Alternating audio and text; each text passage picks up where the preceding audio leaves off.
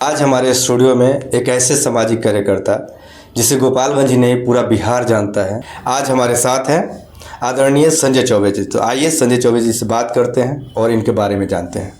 सबसे पहले स्वागत है आपको हमारे स्टूडियो में। आपके चैनल के माध्यम से जितने भी हमारे दर्शक देख रहे हैं उन सभी को मेरा नमस्कार और प्रणाम है। सबसे पहले मैं बता दूं, थोड़ा सा इनके बारे में मैं बताना चाहूँगा। वैसे नेता बहुत लोगों को आप देखे होंगे, समाज सेविक बहुत लोग लिख लेता है, सामाजिक कार्यकर्ता भी बहुत लोग लिख लेता है, लेकिन धरातल पे जो जाए काम करता है, जो लोगों के बीच जाके काम करता है, वैसे व्यक्ति आज हमारे साथ हैं। कई जगह हम लोग गाँव में गए जहाँ बिना पूछे बिना जाने इनका नाम आया कि यहाँ पे जो भी काम हुआ है उन्हीं के बदौलत हुआ है, उन्हीं के थ्रू हुआ है, और किसी नेता का, किसी सामाजिक कार्यकर्ता का नाम नहीं आया। ये हम लोगों ने इस चीज़ को महसूस किया है और इस चीज़ को हमने देखा है। तो कैसा लगता है आपको संजय जी, लोगों के बीच जाके अपने आप को वैसे काम करते हुए दिखाना, दिखाना नहीं, मतलब वैसे काम करते हुए? सबसे पहला प्रश्न आपसे यही होगा, जैसे मैंने आपको आपके बारे में बताया, वैसे जाके धरातल पे काम करने का कैसा, मतलब वो अंदाज कैसा होता है आपका, उन लोगों से मिलना, उनका काम करना? देखिए, हमारा राष्ट्र तभी मजबूत हो सकता है जी जब हम हमारे समाज के जो सबसे नीचे पैदान पे जो लोग हैं जी उनको आगे बढ़ाने का जब हम काम करेंगे तभी जाके हमारा राष्ट्र मजबूत हो सकता है जी। इसीलिए हम जाति कोई भी हो, धर्म कोई भी हो, हम उनके बीच जाके उनकी समस्या को सुनते हैं और उनका काम करते हैं। आपका क्या विजन है गोपालगंज के बारे में, कुछ बताएं आप। गोपालगंज से हैं आप? गोपालगंज ही नहीं जी, हमारे पूरे राष्ट्र के लिए विजन है जी कि आप अरबपति हो जाएंगे, पैसा कमा लेंगे, गलत तरीक़ा से पैसा कमाए या किसी भी तरह से पैसा कमा लेंगे, उससे हमारा राष्ट्र मजबूत होने वाला नहीं है। राष्ट्र मजबूत होने के लिए प्रत्येक व्यक्ति को ईमानदार होना पड़ेगा, हर व्यक्ति को राष्ट्र के प्रति सोचना पड़ेगा, तब जाके कहीं हमारा राष्ट्र मजबूत होगा। अभी जैसे कि आप बोले कि जाति धर्म बिना देखे हम राष्ट्र के लिए जो होता है, नीचे तबके के लोगों को मदद करते हैं, जो काम आप करते हैं, जाके सामाजिक कार्य करते हैं, लेकिन अभी जो पॉलिटिक्स जो हो रहा है, जो राजनीति हो रहा है, पूरा जाति पे ही हो रहा है। इस पर आपका क्या कहना है? मेरा कहना इस पे है कि हम हिंदू हैं जी, जिस तरह मुस्लिम में भी बहुत सारे लोग शेख हैं, पठान हैं, धोबी हैं, उसी तरह हमारे हिंदू में भी हर जाति है जी। लेकिन जिस तरह वो लोग सिर्फ कहीं अपना जाति में ही संस्कार जो उनका है शादी ब्याह वो करते हैं, बाकी कोई पूछेगा तो सिर्फ बोलेंगे मुसलमान हैं, उसी तरह हम लोग भी अपने जाति में सिर्फ शादी संबंध ही करें, बाकी हम सिर्फ हिंदू हैं जी। लेकिन हमारे यहाँ तथाकथित जो पॉलिटिकल पार्टियां हैं वो अपने फायदे के लिए जी जाति को बांट के और फायदा उठाना चाहती है, जिससे सिर्फ उनको ही नुकसान नहीं है, पूरे राष्ट्र को नुकसान है, पूरे राष्ट्र को इससे नुकसान है। अगर कोई भी पार्टी कहती है कि हम इस जाति के लिए काम कर रहे हैं तो समझिए कि वह पार्टी उस जाति को बेवकूफ़ बना रही है, वो कहीं भी उस दूर दूर तक उस जाति के लिए वो काम नहीं करेगी जी। वो सिर्फ अपना सत्ता बनाने के लिए, अपना सत्ता में आने के लिए उस पार्टी को बेवकूफ़ बना रही है। जैसे हमारे यहाँ जो तथाकथित जो भी नेता हैं, जैसे आदरणीय पूर्व मुख्यमंत्री जीतन राम मांझी जी हुए, आदरणीय रामविलास पासवान जी हुए, आदरणीय तेजस्वी यादव जी हुए, ये लोग जितने भी लोग हैं वो अपने जाति के पॉलिटिक्स करते हैं, लेकिन चुनाव की जब बात आएगी और जब सीट की बात आएगी तो उन्हीं का भाई खड़ा होगा, उन्हीं की बहू खड़ा होगी, उन्हीं का बेटा खड़ा होगा, उन्हीं के संबंधी खड़ा होंगे, उस जगह पे उस जाति का कोई व्यक्ति को वो टिकट नहीं देंगे जी।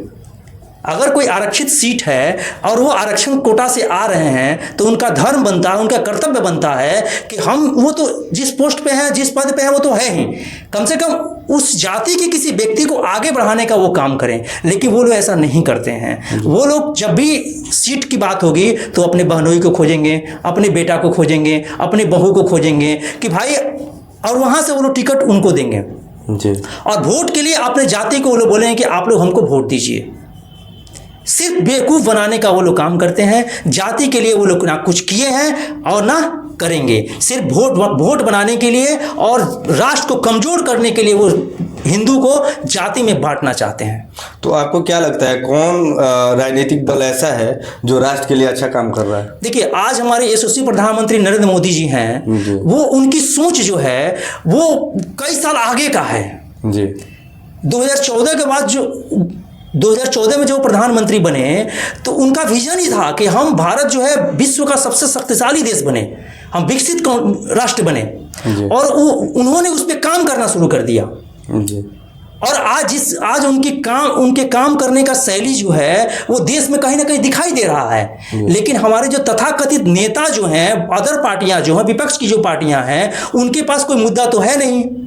वो सिर्फ उस काम उनसे पच नहीं रहा है कि आज ये बिजली 24 घंटा रह रहा है, रोड की व्यवस्था बढ़िया हो गई है, चाइना तक हमारा रोड बन चुका है, पाकिस्तान को हम जवाब दे रहे हैं। ये सब चीज़ हमारे विपक्षी जो पार्टियां हैं इनको पच नहीं रहा है। इसलिए यह जाति में लोगों को बांटना चाहते हैं और बांट के अपने बेटा, अपने बहू, अपने सत्ता में बैठे रहना चाहते हैं। ये जाति के लिए कोई कुछ करना नहीं चाहते हैं, सिर्फ ये जाति को बांट के और अपने सत्ता का सुख भोगना चाहते हैं।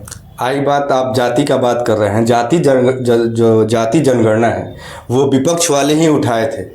आज मोदी जी भी उसका सपोर्ट कर रहे हैं, वो भी बोले हैं कि हाँ जाति जनगणना होगा। तो फिर हम क्या माने इस चीज़ को कि वो नकल करके वो चीज़ कर रहे हैं? नहीं, जाति जनगणना हमारे यहाँ जो सत्य है, जो सही है, ठीक है, जाति जनगणना होना चाहिए। क्यों नहीं होना चाहिए? कि पता तो चले कि हम किस जाति में कितने लोग। तो फिर पहले बीजेपी विरोध क्यों कर रहा था इस चीज़ का? देखिए, जिस चीज़ को हम चाहते हैं कि ये हमारे सामने ना आए, क्योंकि हम हिंदू हैं जी। आज ये जाति जनगणना जो मुसलमान लोग हैं, सिख हैं, ईसाई हैं, उनमें क्यों नहीं हो रहा है? वो क्यों नहीं इसका सपोर्ट कर रहे हैं? क्योंकि उनमें भी तो पठान है, शेख है, धोबी है, हर जाति के लोग उसमें भी हैं। सिर्फ हिंदू में इसलिए इसको उठाया जा रहा है कि हम जाति में बांट के देश को बर्बाद कर दें।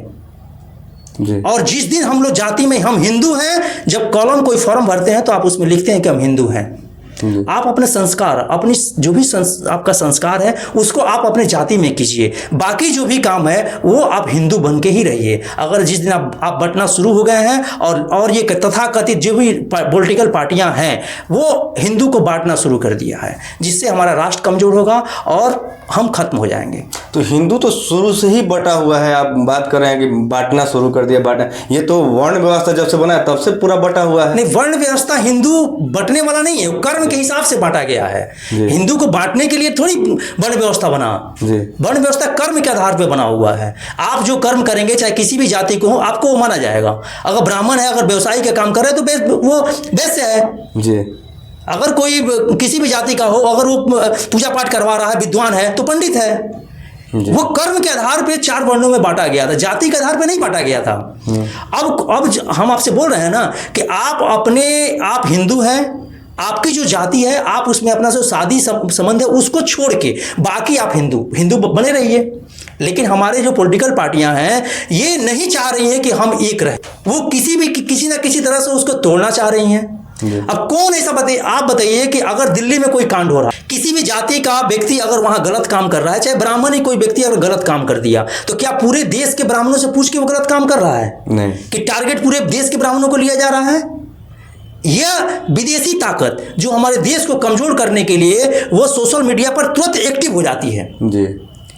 उसका काम ही है कि जैसे ही किसी जाति का अत्याचार कोई जाति किया दूसरे जाति पर, तो वो एक्टिव हो गई और उस जाति का वो प्रोपेगेंडा फैलाना शुरू कर दी, क्योंकि वहां से विदेशी फंडिंग आ रहा है, ठीक है। और उस जाति को टारगेट करके पूरे देश में उस जाति के प्रति खराब माहौल पैदा कर दिया जाता है। तो ये तो हर एक जाति में हो रहा है। आप जैसे सिर्फ हिंदू में हो रहा है, हिंदू में ही यही तो गलत है ना। हिंदू में ही हो रहा है ये। जो किसी ब्राह्मण को अगर एक आदमी गाली दे रहा है तो पूरा ब्राह्मण एक साइड हो जा रहा है, किसी दलित को हो रहा है तो दलित एक साइड हो रहा है। नहीं, तो चलिए, दलित एक साइड नहीं हो रहा है ना, ब्राह्मण ही एक साइड हो रहा है। उस पे जो आप कमेंट देख रहे हैं ना, जो उस पे आप तथाकथित जो वीडियो चल रहा है, वो प्लानिंग के साथ किया हुआ काम है। वो किसी पूरे कई लाख कई करोड़ लोग हैं, तो वो तथाकथित जो 100-200 लोग हैं जो चाह रहे हैं कि देश को बांटा जाए, उनका कमेंट आप देखेंगे, उनका वीडियो देखेंगे। आप किसी सभ्य व्यक्ति से उस जाति के जाके बारे में पूछिए तो वो कहेगा कि नहीं, हम इसका विरोध करते हैं जी। अभी एक ताज़ा घटना अभी फिलहाल ही हुआ था। आरजेडी की जो प्रवक्ता है कोई सारिका पासवान, उन्होंने एक मुखिया जो है जो भूमिहार जाति से आते हैं, ठीक है, उन पे उन्होंने केवल एक शब्द बोला था, उनके नाम लेके मुर्दाबाद, ठीक है। उस जाति की टोटल लोग उन पे अटैक करना शुरू कर दिया, टोटल लोग उन पे अटैक करना शुरू कर दिया। जबकि उनका भी अगर इतिहास देखा जाए तो 2-3 ऐसा साल है उनके साथ उन्होंने पूरा नरसंहार किया था। जो रणवीर सेना बनाया था उसे पूरा काटा गया था, काटा उन लोगों ने। तो इस पे फिर आप कह रहे हैं कि जाति ऐसा लोग फैला रहे हैं, जो पार्टियां हैं वो कर रही हैं, लेकिन हर जगह ऐसा देखा जाता है कि एक जाति, अगर जाति पे कोई बात आती है वहाँ हर एक जाति, दूसरा भी एग्जांपल मैं आपको बता दे रहा हूँ, यूपी में जो सुमन के साथ हुआ था, जो सपा के एमपी हैं, वो भी राणा संगा पे कुछ अपशब्द बोले थे, मान लीजिए, उसके लिए कानून है, थाना है, सब कुछ है, उसके लिए हमारी सरकार है, बीजेपी की सरकार है, इससे बड़ी क्या हो सकती है। लेकिन उस पर भी गुंडे की तरफ पूरा करने से ना, अगर मारने के लिए उतारू हो रहा है तो फिर जातिगत तो है, है जाति तो सब जगह है। यही तो हिंदू को सोचना है।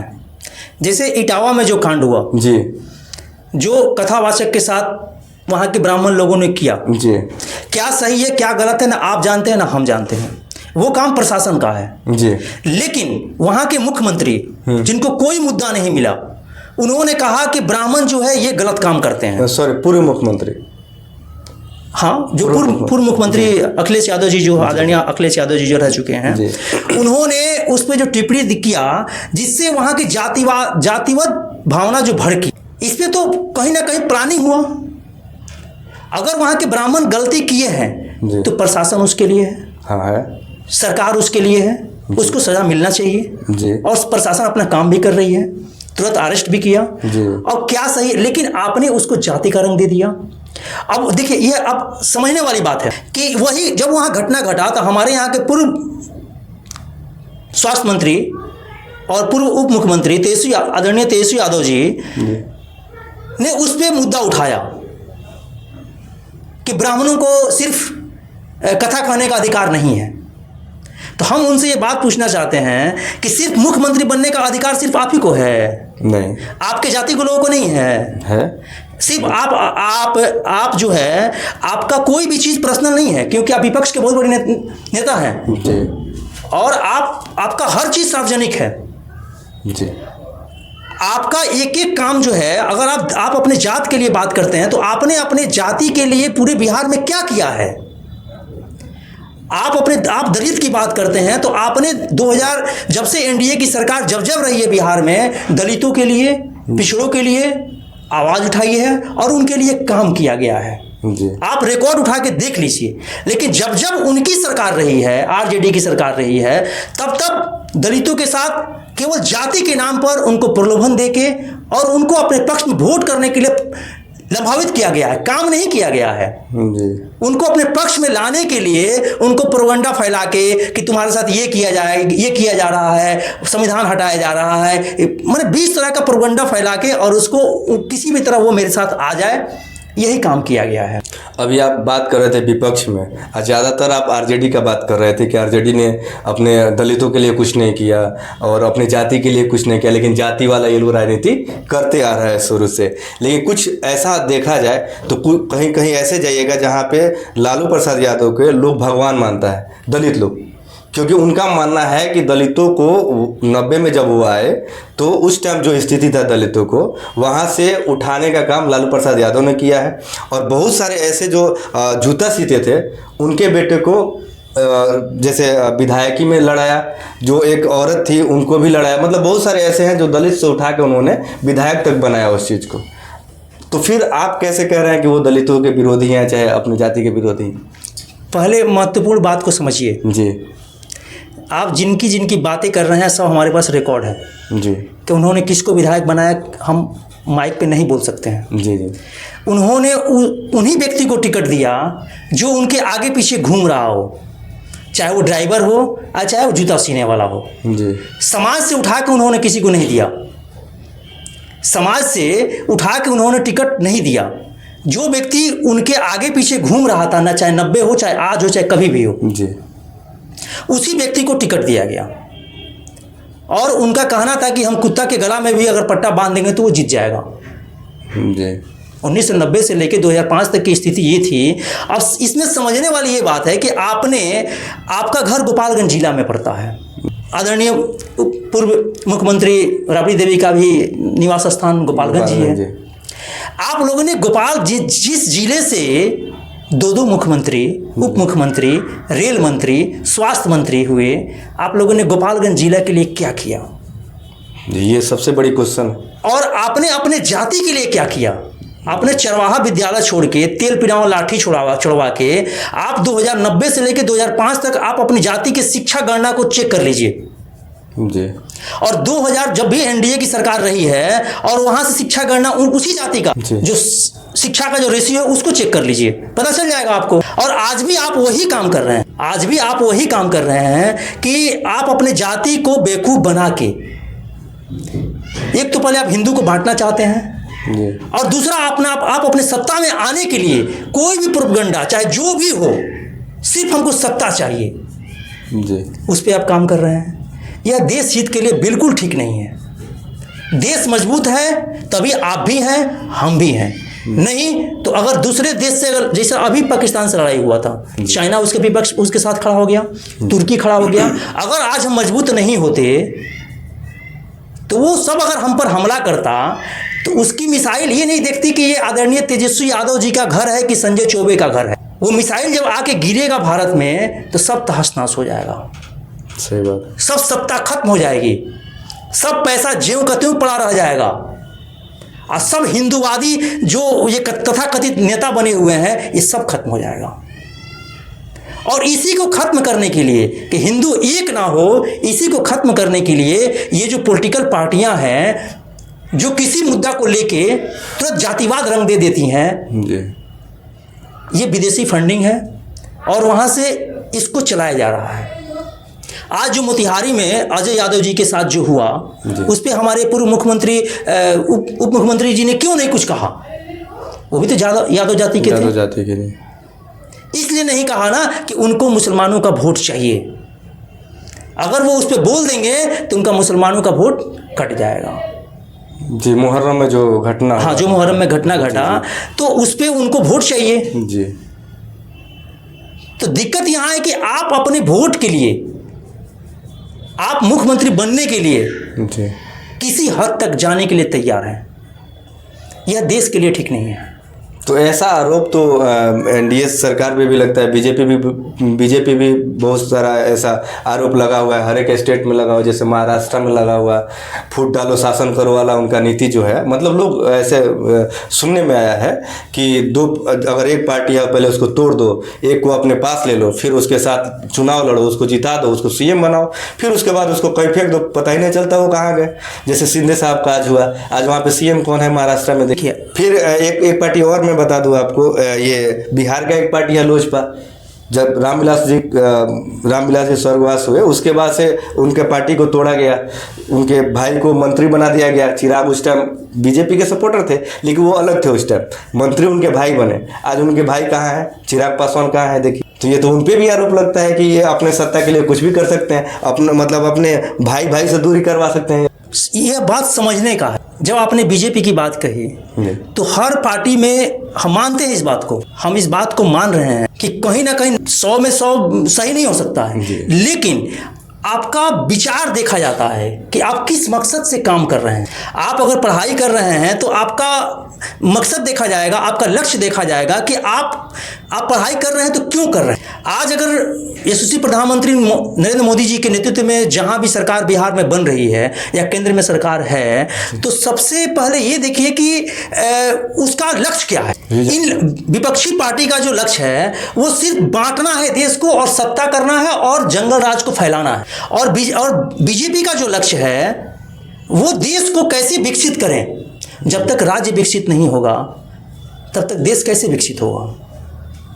जंगल राज का आपका क्या मतलब है? जंगल राज से मतलब जैसे जंगल राज का डिफिनेशन अगर आप लेते हैं तो हत्या तो हर सरकार में हो रही है, चोरी हर सरकार में हो रही है। तो जंगल राज का मुख्य जो बात है कि आप अपने जाति को कितना बेवकूफ बना पा रहे हैं। आप अपने जाति को, हम आपसे कहें कि हम आपके लिए ये कर देंगे और आपने उस प्रलोभन में उस बात पे आके हमको वोट कर दिए जी। हम तो सत्ता में आ गए, लेकिन अब हम सत्ता में आने के लिए आपके साथ क्या किए? आप खाना खा रहे हैं कि नहीं खा रहे हैं? आपकी व्यवस्था हुई कि नहीं हुई? जिस बात को लेके हम आपके पास आए हुए थे वो काम हम किए कि नहीं?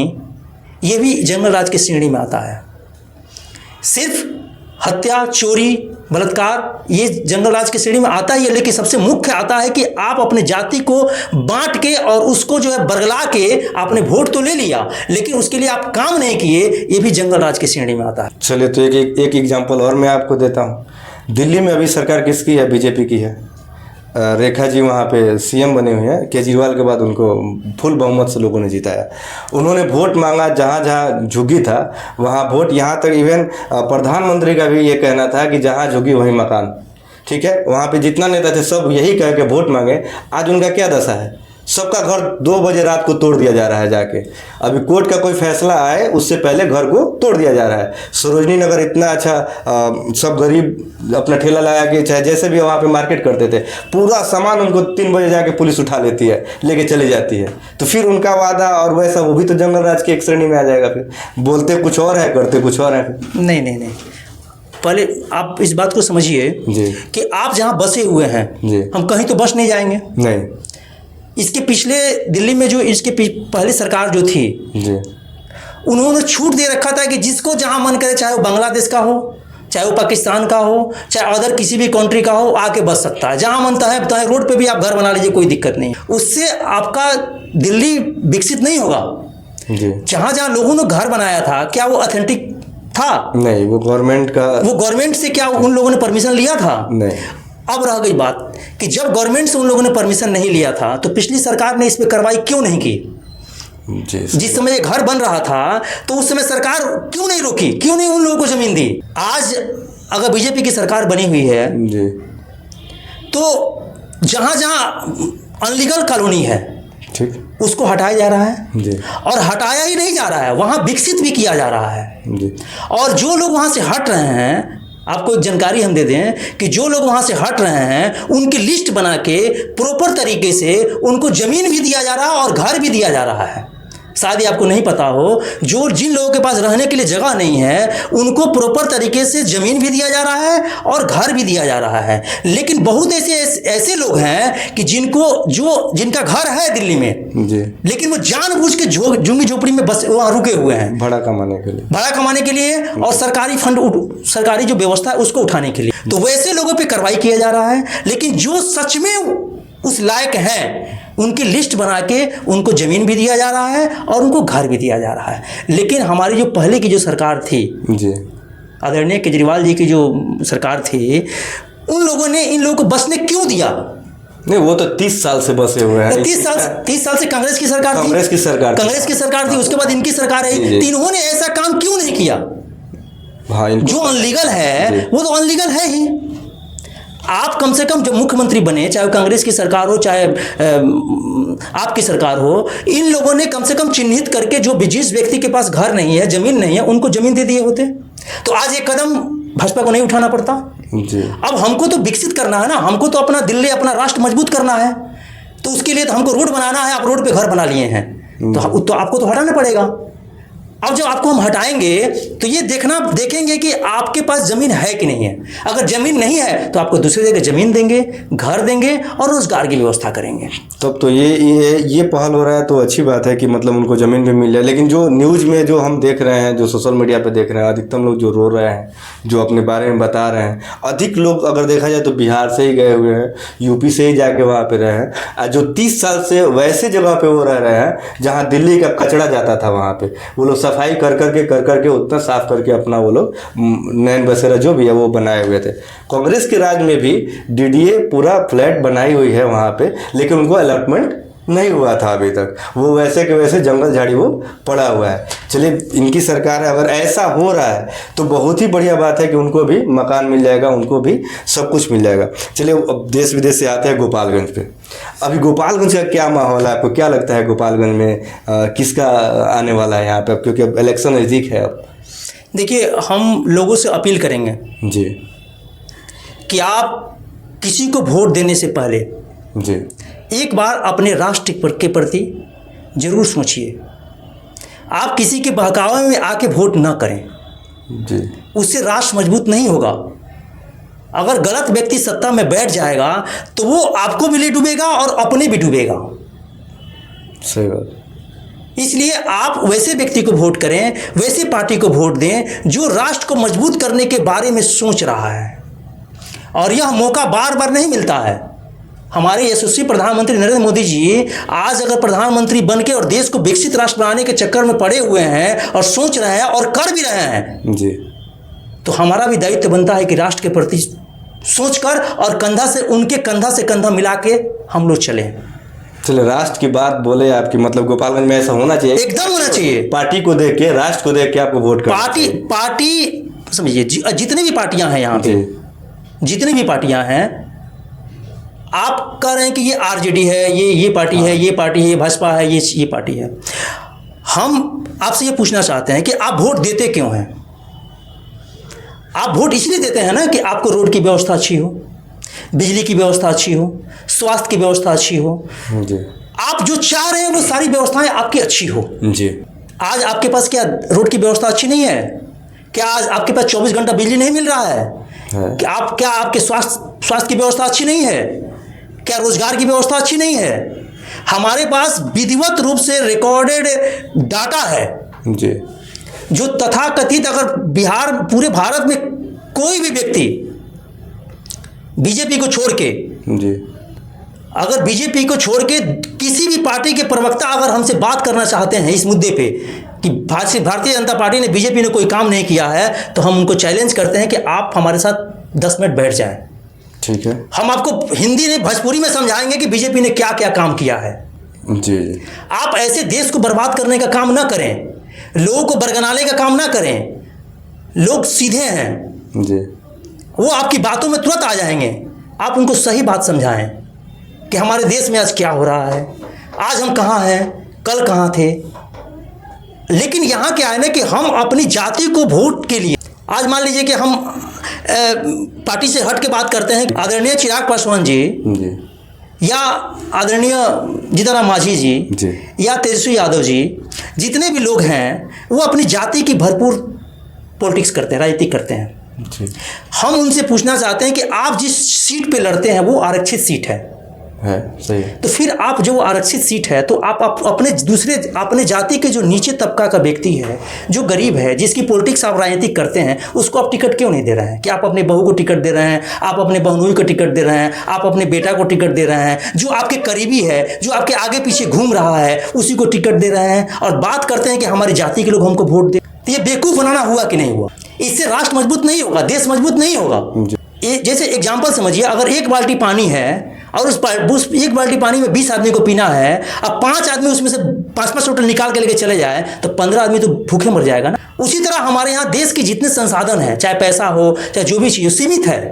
आप अपने मन से पैसा नहीं छाप सकते हैं। सरकार क्या करेगी? हर डेग पे बैठ के पुलिस आपकी रक्षा नहीं ना करेगी। नहीं, आपका भी दायित्व बनता है कि आप अपने देश के प्रति ईमानदार बने।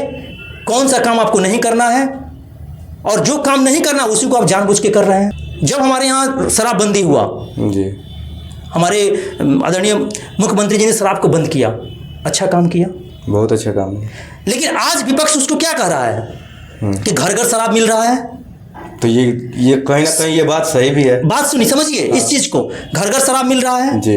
उसके बाद विपक्ष ये भी बात कह रहा है कि पुलिस जो है शराबियों को पकड़ने में लगी हुई है जी। हम आपसे पूछ रहे हैं एक बात कि जितना समय आप उस बात को प्रचार करने में लगा रहे हैं, आप वो इस बात को क्यों नहीं कह रहे हैं कि शराब बंद है तो अच्छा हुआ, आप लोग शराब न पिए? क्या कभी कोई विपक्ष का लोग कहा है? कभी नहीं कहा। आप हेलमेट लगा के मोटरसाइकिल पर नहीं जाइएगा, पुलिस पकड़ लेगी तो प्रशासन की गलती है कि आपकी गलती है कि आपने हेलमेट नहीं लगाया? जी, हमारी गलती है। अब फाइन प्रशासन कर देगी, अब विपक्ष कहेगा कि गरीब आदमी को फाइन कर दिया गया जी। तो आपने गलती तो आपने किया ना, कि उस प्रशासन को मौका दिया कि वो आप पे फाइन करे। अगर आप हेलमेट पहन के गए होते तो प्रशासन आपको नहीं पकड़ती और ना ही आप पे फाइन करती। उसी तरह आज हमारे देश की पुलिस जो है कहीं ना कहीं विपक्ष का ही देन है कि वो शराबबंदी में अधिक समय दे रही है। किसी विपक्ष के पार्टियों को देखिए जो इन्होंने खड़ा होकर मन से कहा हो कि शराब बंद है तो आप लोग कम से कम शराब न बेचें, शराब न पिएं। कभी एक वीडियो हमको दिखा दीजिए उन लोगों को, तो क्या आप देश के हित में काम कर रहे हैं? तो एक बात बताइए, विपक्ष तो विपक्ष में बैठा हुआ है, उनका काम है आपके कामों को वो सराहे, चाहे जो भी करे, उनका विपक्ष का काम है। लेकिन जब आप शराब बंद कर दिए हैं, पूर्ण रूप से बंद है, फिर हमको मिल कहाँ से रहा है? तो ये तो सरकार की गलती है ना। शायद उन्होंने शराब को केवल बंद किया बिहार में, लेकिन लाने ले जाने वालों को नहीं छोड़ रखा है उन लोगों ने। मेरी बात आप ध्यान से समझिए कि हमारे यहाँ जो बिहार का बॉर्डर है जी, वो झारखंड से लगता है, बंगाल से लगता है, नेपाल से, यूपी से, नहीं कंट्री में नहीं जाना है, सॉरी यूपी से लगता है, यूपी से लगता है जी, लगता है ना। हाँ, क्या संभव है कि प्रत्येक बॉर्डर पे, प्रत्येक रोड पे पुलिस प्रशासन खड़ी? क्या संभव है? नहीं। तो जब संभव नहीं है तो आपका दायित्व तो देश के प्रति क्या बनता है? आप बिहार के नागरिक हैं और जब कानून ये बना दिया गया कि आपको ये नहीं काम करना, तो फिर आप कर क्यों रहे हैं? आप कह रहे हैं कि होम मिनिस्टर या प्रशासन जो है इसको तो हम आपसे पूछ रहे हैं कि क्या प्रत्येक रोड पे, प्रत्येक गांव में पुलिस की व्यवस्था हो? कहां तक पुलिस जाएगी? आपका दायित्व क्या है कि जिस काम को अनलीगल कर दिया गया आप उसको ला के बेच रहे हैं और समाज को खराब कर रहे हैं। मतलब आपके कहना मतलब विपक्ष बेच रहा है लाके वहाँ? विपक्ष बेच नहीं रहा है, विपक्ष को कहना चाहिए, विपक्ष को सपोर्ट करना चाहिए कि ये गलत चीज है, इसको नहीं होना चाहिए। तो किसी नेता का तो ऐसा मैंने भाषण नहीं सुना जिन्होंने कहा कि शराबबंदी अच्छा नहीं था, भले अच्छा नहीं था, ऐसा तो कोई भाषण नहीं दिया है कि नहीं शराबबंदी अच्छा। किसने कहा कि शराब नहीं बिकना चाहिए? आप उसके एक वीडियो दिखाइए। बिकना चाहिए, कैसे बिकेगा जब बंद है? तो यही बात तो हम बोल रहे हैं ना आपसे। हाँ, कि आप जब तो सरकार की नहीं, सरकार तो अपना काम कर दी। सरकार ने क्या कहा कि आप टिकट लेके ट्रेन में बैठिएगा। हाँ, अब टीटी आपको पकड़ लिया तो सरकार की गलती है? नहीं, समझिए मेरी बात। हाँ, तो वो है। तो जब सरकार बंद कर दिया कि देश किसी भी दूसरे कंट्री में आप चले जाइए, हम ऑस्ट्रेलिया की बात करते हैं, अमेरिका की बात करते हैं, जो तो चाइना की बात हम कर रहे हैं कि जो चीज़ वहाँ बंद है, वहाँ विशेष रूप से वहाँ के जो पब्लिक है, जो नागरिक है, वो उसको क्या कहते हैं, प्रचार प्रसार करके उस चीज़ को बंद करवाता है। जी, ये तो फिर ये पब्लिक का दोष हुआ ना। हम लोग यही चीज है ना कि जब हम बंद है, हम जानते हैं कि ये अनलीगल है, सरकार ने इसको बंद कर दिया, तो फिर क्यों बेचेंगे, क्यों पिएंगे? सही बात है। कहीं ना कहीं आप जो है अपने राष्ट्र को कमजोर कर रहे हैं। हाँ, ये पब्लिक की दोष है, फिर हम पब्लिक पे ही सब कुछ छोड़ेंगे। ठीक है, और हम प्रशासन से भी, जो प्रशासन अभी काम कर रही है, तो उसका तो काम ही है ना कि जो सरकार जो नियम लागू कर देगी उस पर प्रशासन को जो करना है, काम करना है उन लोगों को। जो सरकार जो विधि को ला देगी, जो नियम को लागू कर देगी, उस पर प्रशासन को काम करना है। लेकिन हम विपक्ष से भी, चाहे जो भी पॉलिटिकल लोग हैं, हम उनसे हाथ जोड़ के विनती करते हैं कि आप देश को, राष्ट्र को मजबूत करने के लिए, समाज को मजबूत करने के लिए जो गलत है उसको गलत कहिए। जी, सही बात है। आप उसका सपोर्ट मत कीजिए कि प्रशासन जो है सिर्फ दारूबंदी में लगी हुई है। तो दारूबंद नियम जब लगा है कि दारू नहीं बेचना है, तो कहाँ लगेगी? जाएगा ना वहां पे। आप दारू बेचिएगा, खुद जब बंद है तो सरकार तो पूछेगी ना कि प्रशासन से कि आज जब हम बंद किए तो फिर ये दारू कैसे बेच रहा है? सही बात है। तो किस गली पे, किस चौराहा पर, किस पगडंडी पे, किस खेत पे कितना प्रशासन खड़ा रहेगी, कितना पुलिस खड़ा रहेगी? जरा हमको समझाइए। तो ये तो जो आप जातिवाद का रंग दे देते हैं, जो व्यक्ति हमारे साथ बैठ के खाना खा रहा है, हम हिंदू एक हैं, कहीं कोई भेदभाव नहीं है, उसको आप जातिवाद करके, प्रोपेगेंडा फैला के और हिंदू को बांटने का काम करते हैं। तो क्या आप इतना काम नहीं कर सकते हैं कि प्रशासन, सरकार जो दारू बंद कर दी है तो कोई दारू नहीं बेचेगा? इतना कह नहीं सकते हैं आप? एकदम कह सकते। क्यों नहीं कहते हैं? ये बात आपने बहुत ही अच्छा एक बात बोला कि सरकार की पुलिस हर एक बॉर्डर पे, हर एक जगह कैसे रहेगी, कैसे रहेगा बताइए। मतलब ये चीज़ बोला आपने। सेम चीज़ अगर हम कांग्रेस के राज में चलते हैं, उस टाइम भी जब हमला होता था देश पे, मतलब कुछ आतंकवादी आते थे, तो मोदी साहब किसको दोष देते थे? आप बताइए। मोदी साहब सीधे पीएम को दोष देते थे कि आपके हाथ में था, ये आया कैसे, हुआ कैसे? तो फिर उस टाइम भी वो सरकार बोल सकती है कि हम कहाँ किसको लगाए। तो उस टाइम भी उसके सरकार का कोई दोष नहीं था, जैसे आप बोल रहे हैं। नहीं, देखिए, इस सरकार का भी कोई दोष नहीं है, कहाँ बॉर्डर पे पुलिस लगाए, वो लोग भी कहाँ बॉर्डर पे पुलिस लगाए। अब आप बताइए। आप दो बात कर रहे हैं। हाँ, अभी आपने दारू की जो बात की, वो नियम है जी कि हमारे बिहार में दारू नहीं बिकेगा। ये बिहार की बात, ये सरकार ने नियम लगा दिया जी, ठीक है, कि ये काम नहीं होना चाहिए, नहीं होना चाहिए। आतंकवादी चाहे किसी भी सरकार का हो, जी, किसी भी चाहे भाजपा की सरकार हो, चाहे कांग्रेस की सरकार हो, चाहे किसी भी पार्टी की सरकार हो, हाँ, उसमें आतंकवादी कहां से कब घुस जाएगा, जी, ये कोई गारंटी नहीं ले सकता है। जैसे अभी हमारे यहाँ जो जम्मू कश्मीर में पहलगाम में जो घटना घटा, उतनी चाक चौबंदी के बावजूद भी कहीं ना कहीं वहां के पब्लिक के सपोर्ट से यह काम हुआ। तो जब तक हम ईमानदार नहीं होंगे, तब तक आप कैसे समझ रहे हैं कि आतंकवादी हमला नहीं होगा? हम 2 रुपये के लालच में आके उस व्यक्ति को अपने साथ लेके घूम रहे हैं जो देश को बर्बाद करने के चक्कर में पड़ा हुआ है। जी। प्रशासन तब न खोजेगी जब घटना घट जाएगी। कैसे पता चल जाएगा कि हाँ ये व्यक्ति जो आपके साथ घूम रहा है, क्योंकि आप तो यहीं के रहने वाले हैं जी। वो आपके बारे में पूर्ण रूप से जानती है। आप कह रहे हैं कि हमारे ये फुआ का लड़का है, हमारे ये मामा का लड़का है, हमारे ये इसका लड़का है, तो क्या करेगी प्रशासन? उठा के लेकर बंद कर देगी उसको। जी। महत्वपूर्ण ये है ना कि आप आज जो पहले जो स्थिति 2014 के बाद जो स्थिति हुई है, 2014 के बाद जो देश की प्रगति जो देश में हो रहा है, अगर 1947 से शुरू हुआ रहता ना तो आज चाइना हमारे टक्कर में नहीं रहता। 2014 की आप बात करें, 1947 में कहाँ देश था हमारा, कहाँ से लेकर अभी तक आया इतना दूर तक। उस स्थिति में ले आकर छोड़ा गया है, बना बनाया मोदी जी को मिला है तो आगे ये विकसित कर रहे हैं। नहीं वैसा चीज़ नहीं था जो 1947 में अगर मोदी जी होते तो शायद उस टाइम का जो स्थिति था वैसे ही वो भी चलाते, उसमें कोई बड़ा बदलाव नहीं कर सकते थे जो स्थिति उस टाइम था। तो उस टाइम का कंपेयर करें तो बहुत ही आगे बढ़ा के कांग्रेस छोड़ा है, तो वहाँ से वो लेके चल रहे हैं।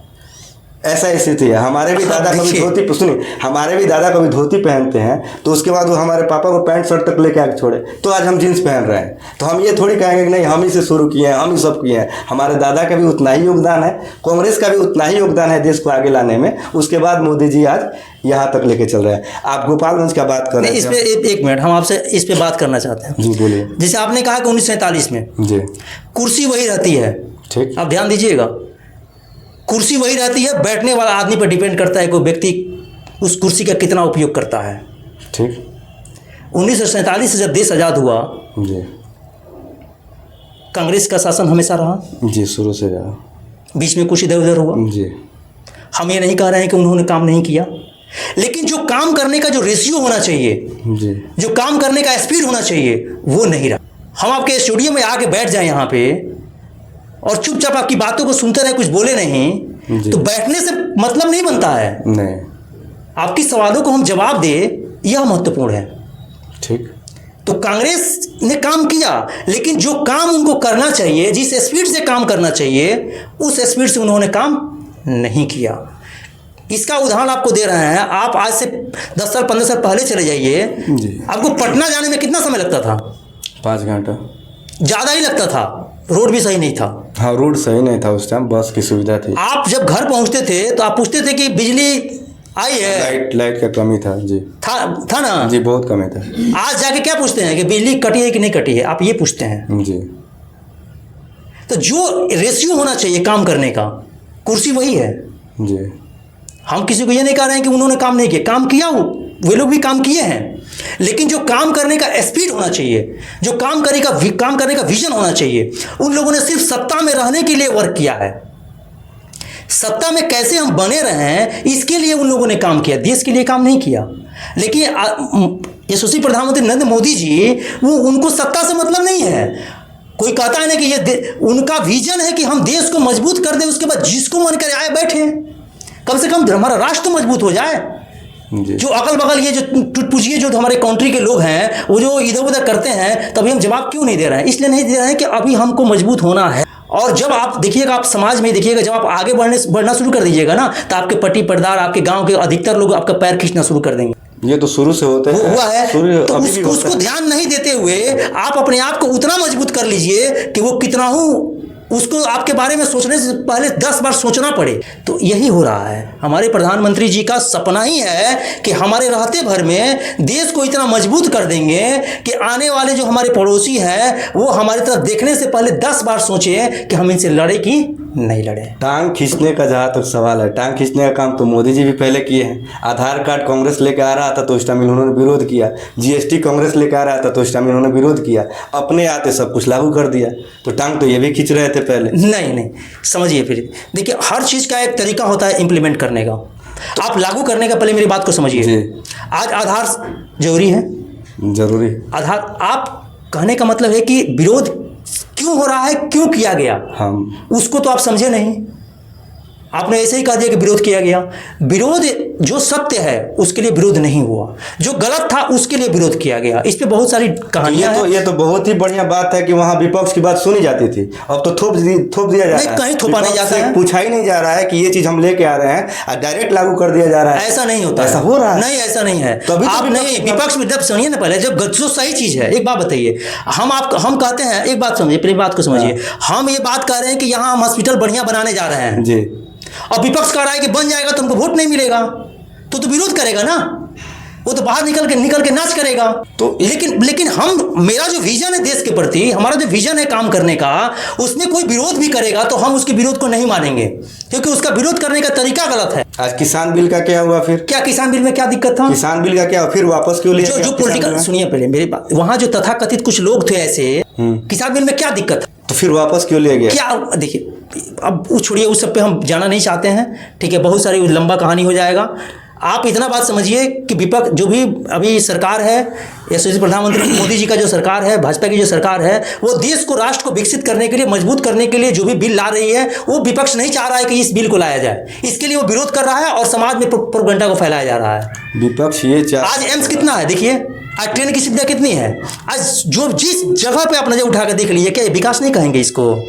आज हमारे हथियार से लेके हम अपने खुद डेवलप कर रहे हैं। आज भी जो ट्रेनें दौड़ रही हैं बीजेपी की, वो कांग्रेस का ही बनाया पटरी पे दौड़ रही हैं। ये इस बात को भी आपको मानना पड़ेगा।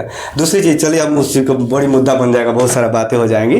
तो हम आते हैं गोपालगंज में। आप गोपालगंज में बोले कि पार्टी देख के जो राष्ट्र के लिए काम कर रहा है उसके लिए हमें वोट करना चाहिए, प्रत्याशी जो भी हो, ठीक है। 2014 से अभी एमपी हमारे बीजेपी से हैं, यहाँ पे थे। 2014 से अगर देखा जाए, पार्टी देख के ही लोग वोट कर रहे हैं गोपालगंज में। लेकिन आज तक कितना साल हो गया, 2025 चल रहा है यार, 2025 तक वहाँ 14 से 25 तक एक कॉलेज का नाम बताइए जो आज यहाँ पे एमपी भी बीजेपी से रिलेटेड है और एमएलए भी बीजेपी से रिलेटेड है। एक कॉलेज का नाम बताइए जो इन लोगों ने खोला। आपने भारतीय जनता पार्टी के सांसद के बारे में जिक्र किया। अभी एनडीए सरकार में आलोक जी हैं, डॉक्टर आलोक कुमार सुमन जो है वो सांसद हैं, विधायक भी भाजपा के हैं जी, सब कुछ ठीक है। अब आप ये बात समझिए कि हम जहाँ रहते हैं वो राज्य में रहते हैं, ठीक है। बिहार राज्य में गोपालगंज एक जिला है जी, और हर पार्टी में बोले नहीं जी कि सबसे महत्वपूर्ण है कि आप राष्ट्र के बारे में सोचें।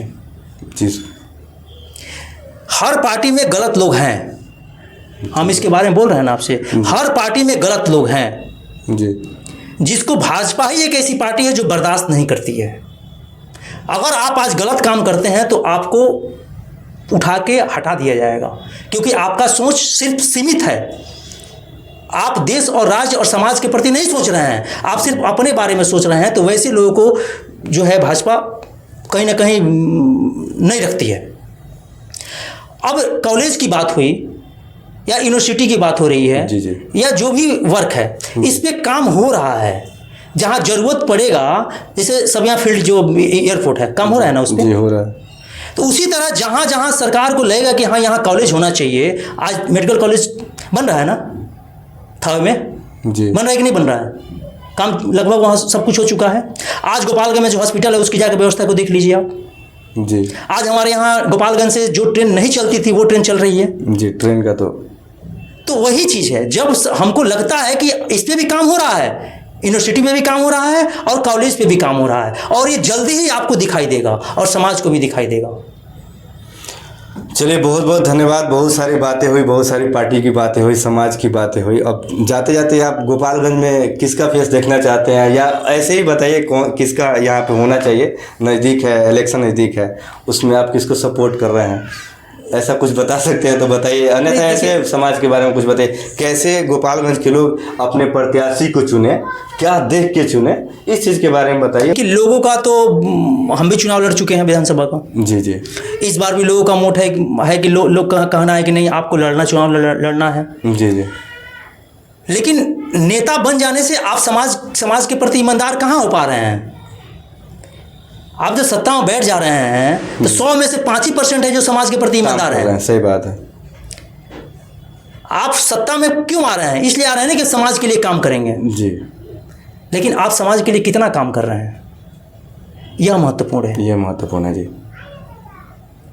और अगर इस पे सुधार नहीं हुआ तो आने वाले दिनों में हमारे जो दूसरे कंट्री जो है, चाइना है, पाकिस्तान है, जो भी अगल बगल जो हमारा देश है, पड़ोसी देश है, जी। वो कहीं ना कहीं हम पे हावी हो जाएगा।